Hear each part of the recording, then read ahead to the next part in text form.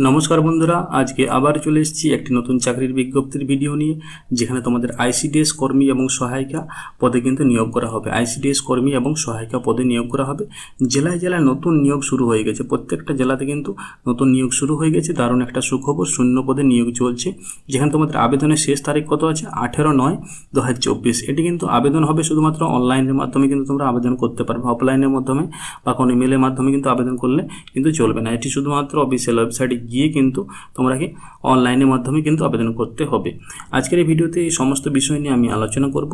ভিডিওটা শেষ পর্যন্ত সম্পূর্ণ স্টেপ বাই স্টেপ দেখতে থাকো। আমি কিন্তু সম্পূর্ণ এই বিষয় নিয়ে আলোচনা করব। যারা এই মুহূর্তে আমার ভিডিওটা দেখছো তারা অবশ্যই ভিডিওতে লাইক, শেয়ার এবং কমেন্ট করতে ভুলো না।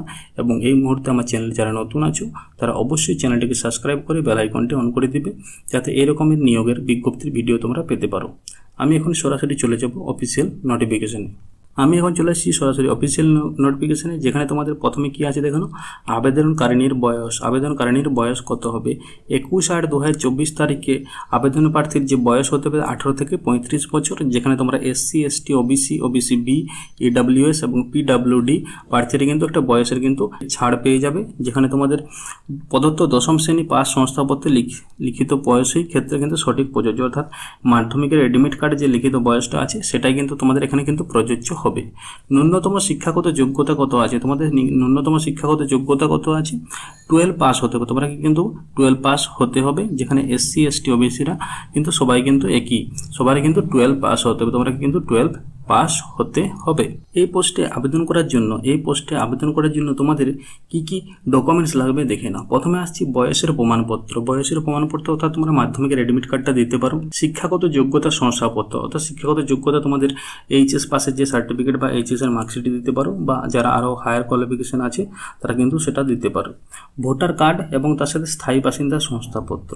ভোটার কার্ড দিতে হবে এবং তার সাথে কি থাকতে হবে? স্থায়ী বাসিন্দার একটা শংসাপত্র, যেটা তোমরা বিডিও অফিস বা গ্রাম পঞ্চায়েত অফিসে পেয়ে যাবে। যেখানে জাতিগত শংসাপত্র প্রয়োজন হলে দিতে পারো। যারা এসসি আছো, এসটি আছো, এই যে জাতিগত শংসাপত্র একটা দিতে হবে, যারা আছো তারা দিতে পারো। প্রতিবন্ধী যারা আছো তারা কিন্তু প্রতিবন্ধীর একটা শংসাপত্র দিবে। এবং ইডব্লিউএস আছো যারা আর্থিকভাবে দুর্বল তারা কিন্তু দিতে পারো।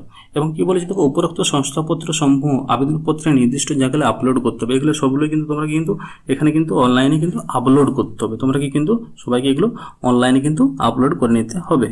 এখানে যে লিখিত পরীক্ষাটা তোমাদের হবে, লিখিত যে পরীক্ষাটা হবে তার নিয়মগুলি কি আছে দেখে নাও।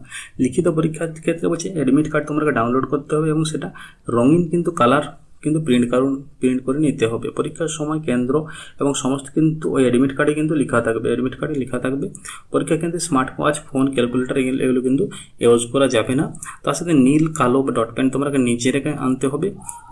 যেমন তুমি আবেদন করার সময় যে সইটা আপলোড করেছিলে সেই রকম একটি সই তোমার কিন্তু আবেদন বা পরীক্ষার সময় কিন্তু দেখে নেওয়া হবে এবং মিলিয়ে নেওয়া হবে। এই যে নোটিফিকেশনটা তোমাদের বেরিয়েছে, এই নোটিফিকেশনটা বেরিয়েছে কোথায়, কোন জেলা থেকে বেরিয়েছে? তোমাদের এই যে নোটিফিকেশনটা বেরিয়েছে যেটা হচ্ছে পশ্চিমবঙ্গ সরকার অন্ডাল যা গ্রাম পঞ্চায়েত আছে সেখান থেকে তোমাদের বেরিয়েছে।